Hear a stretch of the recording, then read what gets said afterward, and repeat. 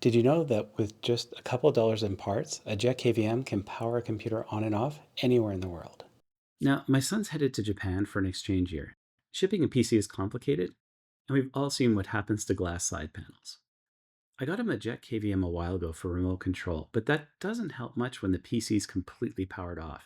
The USB keyboard wake feature doesn't always work no matter what BIOS settings we try. But the JetKVM has this interesting extension port, and we made a last minute plan. Could we use it to turn the PC on remotely?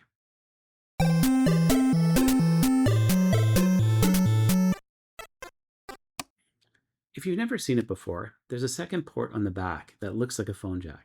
It's a 6-pin RJ12 connector, basically a little serial interface that you can talk to from any microcontroller.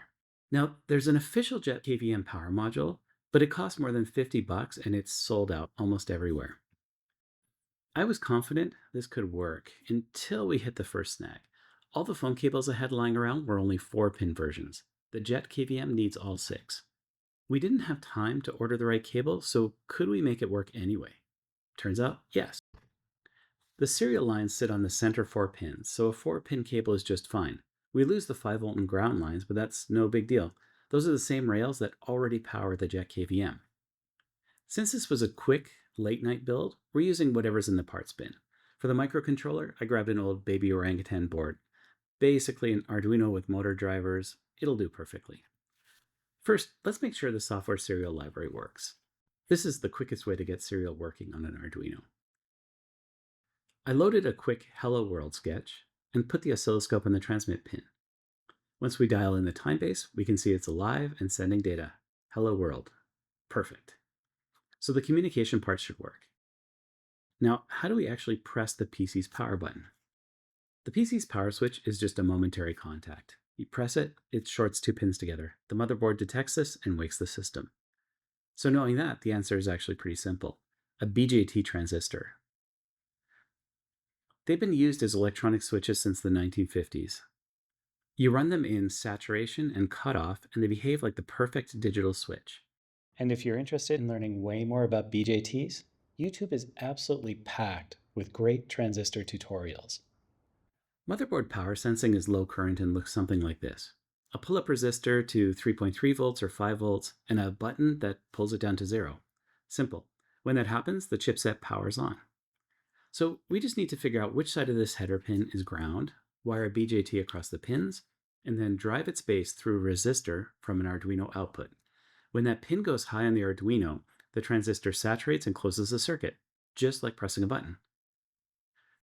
That base resistor does take a little bit of math, but once we've calculated it, the simulation shows that the voltage drop looks exactly like a real switch. Now let's wire it up on the breadboard. 1 transistor, one 1 kilo ohm resistor, 1 output pin. We'll upload a simple sketch that triggers the output whenever we send a character over serial input. The Arduino programmer can actually send serial through one of its extra pins, so that's convenient. Let's check it with the multimeter, and yep, it's acting exactly like a switch. Time to connect it to the PC.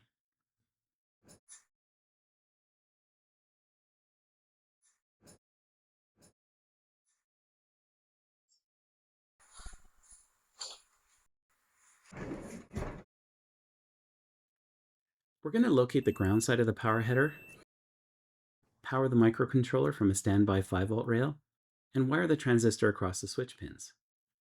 We press enter and the PC powers on. Oh. Okay, so give it a shot. Wow. Nice. Wow. We also want to be able to turn the PC off. So let's upgrade the sketch so we can send a short press to power on or a long press to power off. We'll type SH or LO in the serial console to send either the short or long press. Right, the first test. Yeah. Nice.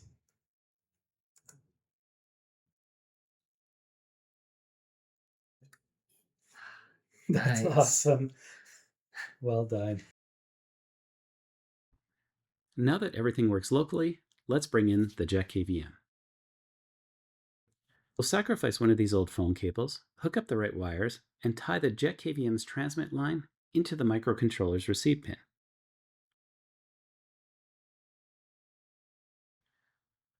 So here's the full setup.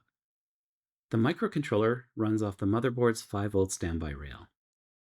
The transistor bridges the power switch header. The original case button stays connected in parallel, so we can still use it. The JetKVM transmit connects to the microcontroller's receive, and the Arduino output drives the transistor through that 1K resistor. All we need to do is open up the JetKVM web console,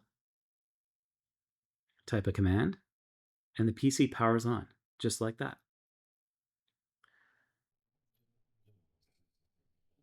That is awesome.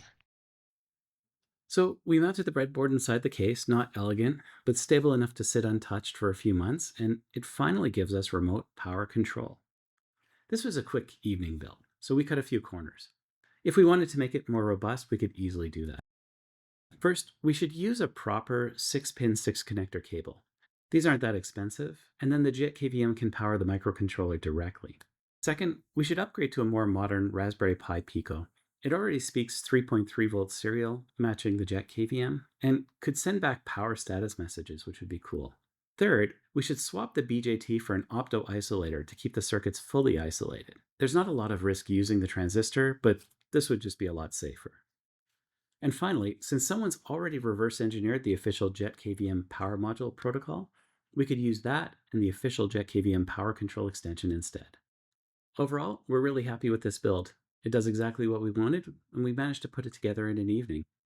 And even better, we just used spare parts that were kicking around. We didn't even have to buy anything for this project. Thanks again for watching, and we'll see you next time.